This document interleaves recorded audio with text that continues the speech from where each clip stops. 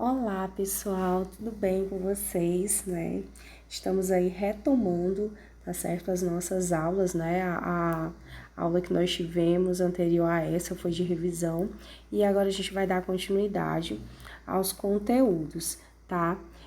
No caso, nós vamos falar sobre a Ásia, não é que nós já tínhamos falado antes das férias, mas agora a gente vai falar mais sobre a questão da população, ok? Então vamos lá. Primeiro, né, a Ásia e sua população. O continente asiático, pessoal, concentra quase 2/3 da população mundial. Então, é o continente mais populoso do mundo, que tem o maior número de habitantes do mundo, ok?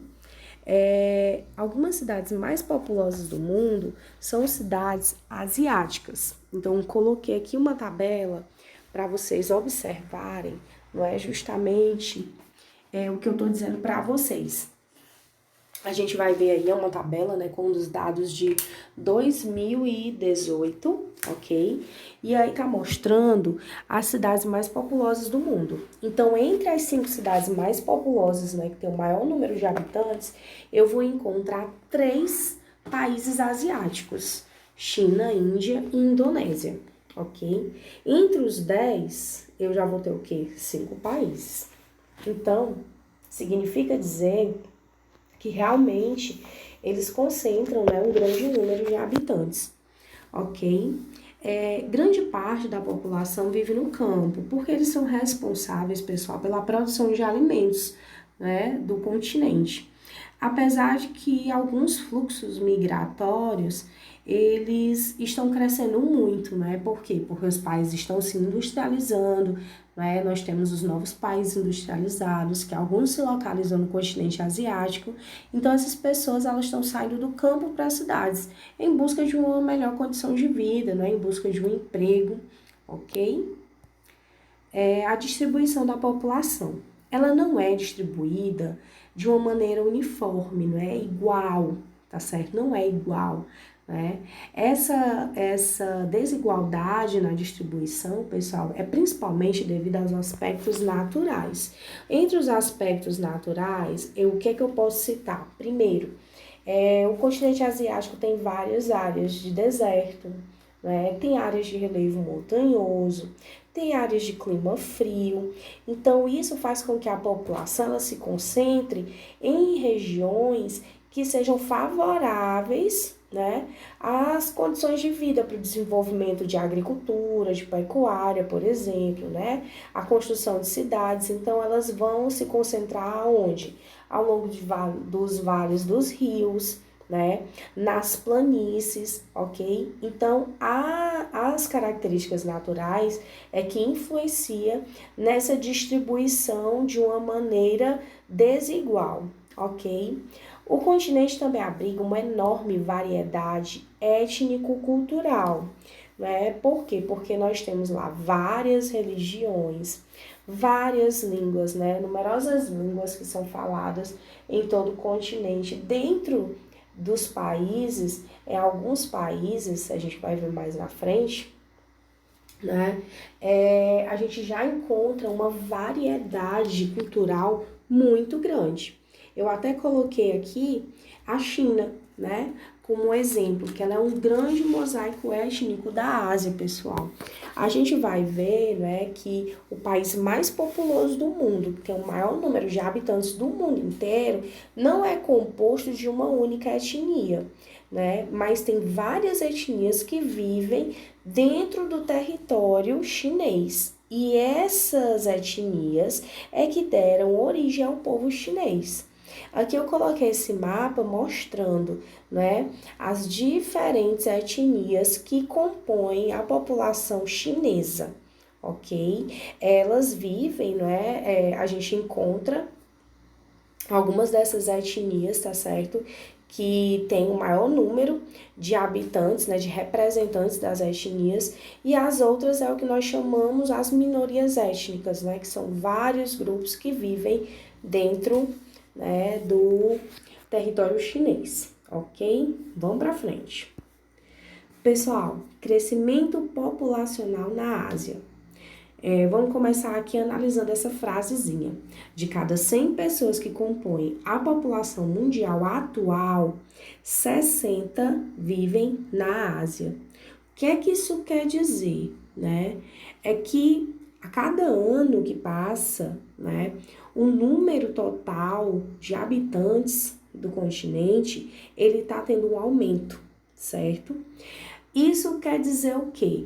Mas aí então quer dizer que lá a população ela só cresce absurdamente? Não. Ela vem crescendo num ritmo lento, mas ela continua crescendo.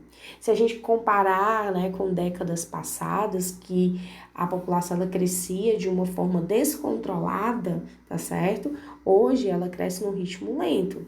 Mas devido ao grande número de habitantes do continente, é um número muito grande, tá certo? Nem todos os países asiáticos, pessoal, estão crescendo, né? O número de habitantes, está aumentando o número de habitantes. Não.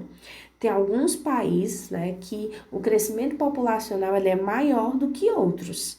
Principalmente, se a gente for observar, né, alguns países que são mais industrializados, que a economia ela é mais desenvolvida, a gente vai observar um número menor, né, de nascimentos. A população ela cresce num ritmo muito mais lento, tá bom? Do que em outros países, tá certo? Não é um crescimento homogêneo, né? Eu acabei de falar para vocês. As populações dos países asiáticos, com exceção do Japão, possuem em sua estrutura etária um grande número de jovens. O que é que isso quer dizer? Pessoal, se eu tenho uma população que ela cresce, consequentemente eu vou ter um número elevado de jovens. Se eu tenho um controle dessa natalidade ou se eu tenho um número reduzido, eu vou ter uma população que ela vai ter um número maior de idosos. Por isso que ele coloca aqui o Japão como uma exceção. O número, né, de nascimentos, a taxa de crescimento populacional do Japão ela é muito baixa. Por isso que o país ele tem uma população idosa muito expressiva, né? Além de outros fatores aliados ao baixo crescimento da população. A gente tem uma elevada qualidade de vida, né? Então, consequentemente, essas pessoas elas se cuidam mais, elas têm uma vida, né, vamos dizer assim, mais confortável, elas se alimentam bem, cuidam da saúde, consequentemente, elas vão viver mais. Ok? O crescimento populacional tão expressivo desses países influencia diretamente na qualidade de vida da população. É lógico, em países que eu vou ter um elevado crescimento populacional, como por exemplo a Índia, eu vou ter uma população, né, com um número muito grande de pessoas que vivem na situação de pobreza ou extrema pobreza, ok? E aí, falando ainda, né, sobre o crescimento populacional, a gente não pode deixar de falar sobre a política do filho único na China. Pessoal, em alguns países, né, eu falei agora sobre a Índia, então vamos comparar aqui, por exemplo, a Índia com a China, ok? A Índia, pessoal, lá tem a questão da religião, ok?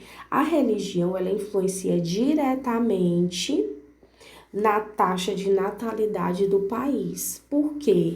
Porque lá essa questão de controle de natalidade, né, o baixo poder aquisitivo, o incentivo de métodos contraceptivos, certo?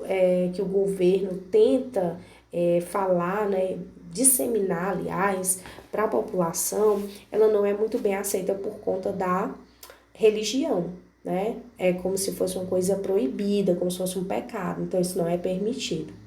Na China, como é o país mais populoso do mundo, né? E essa população ela crescia absurdamente, né? No ritmo muito acelerado, então o governo resolveu fazer a política do filho único. O que é que isso quer dizer? Que as famílias chinesas, elas poderiam só ter um filho. E aí, o que é que ia acontecer? Se ela tivesse, né, se o casal tivesse mais do que um filho, o que é que ia acontecer? Ela ia sofrer punição, né, por parte do governo. poderia pagar multas altíssimas, poderia perder algum benefício social, poderia perder emprego, né? Além da questão da discriminação por conta da sociedade, né? Porque ela teria outro filho e isso prejudicaria a população como um todo. Então, a China, né, o governo chinês adotou a política do filho único. Cada família chinesa, ela só pode ter um filho. Agora, há uma exceção. As famílias que moram no campo, elas poderiam ter 2 filhos. Por quê? Porque era a questão da mão de obra para a produção de alimentos para a população do país. Então, a família que mora na área rural, ela pode ter 2 filhos. Isso eles fizeram durante um longo tempo, mas aí o que aconteceu? O governo chinês, percebendo que isso poderia trazer um problema a longo prazo, que é um problema mais ou menos que o Japão está passando, o que eles resolveram fazer? Os casais em que o homem ele fosse filho único, né, ele poderia ter 2 filhos. Justamente por conta da questão da mão de obra, a contribuição para a previdência social, não é isso visando o futuro, ok? Essa é a política do filho único. E, por último, né, os contrastantes indicadores socioeconômicos. O continente reúne países com características socioeconômicas bastante contrastantes, né, bastante diferentes. Isso é verificado comparando os indicadores sociais. Os indicadores sociais, os mais importantes, né, os principais indicadores sociais para a gente observar essas diferenças. A questão, né, do IDH, que é o analfabetismo, a expectativa de vida, a mortalidade infantil e a renda per capita. Quando eu analiso esses 4 indicadores socioeconômicos, pessoal, estão, né, que eles fazem parte dos indicadores do desenvolvimento humano, eu consigo observar essas diferenças dentro do continente, inclusive diferenças dentro do país, de um único país. Ok? Por isso que eu coloquei aqui, né? Os contrastes econômicos também ocorrem internamente nos países, tá bom? Então, falando no continente, eu coloquei aqui essas 2 imagens para a gente analisar. Na imagem do lado esquerdo, ok? A gente está vendo aí o Japão, uma cidade cheia de prédios, né? Muito avançado. Lá a gente tem uma desigualdade socioeconômica bem baixa, tá bom? O IDH altíssimo, né? 0,903. Isso são os dados de 2018, ok?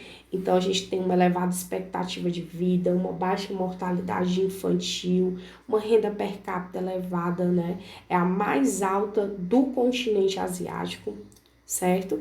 E do outro lado, nós temos uma imagem mostrando a Índia, né?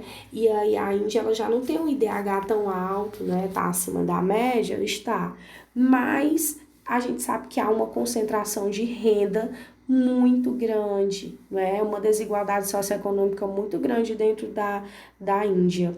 E aí, se eu comparar a renda per capita do Japão, que é mais de 38, né, mil dólares, vamos dizer assim, tá? Na Índia, eu vou ter o quê? 1.700 dólares. Então, é uma desigualdade, uma disparidade muito grande, certo? Dentro do continente. E a gente observa, tá certo? Dentro do mesmo país, porque a Índia, ela tem essa desigualdade muito grande. Então, eu espero que vocês tenham entendido, né? Que tenham compreendido melhor, tá, esse assunto. Vocês vão ler esse conteúdo, tá, na página 90 até a 97. E a atividade, pessoal, ela tá na página 98. É a questão 3, 4, 5 e 6. Além dessa questão que eu coloquei aqui para vocês, é uma questão falando sobre a política do filho único, ok? Qualquer dúvida, vocês me perguntem, vocês sabem como perguntar, né? Vão lá no privado, falem comigo, tá bom? E fico aguardando vocês enviarem para mim essa atividade, tá bom? Então, boa aula, boa atividade e até a próxima aula.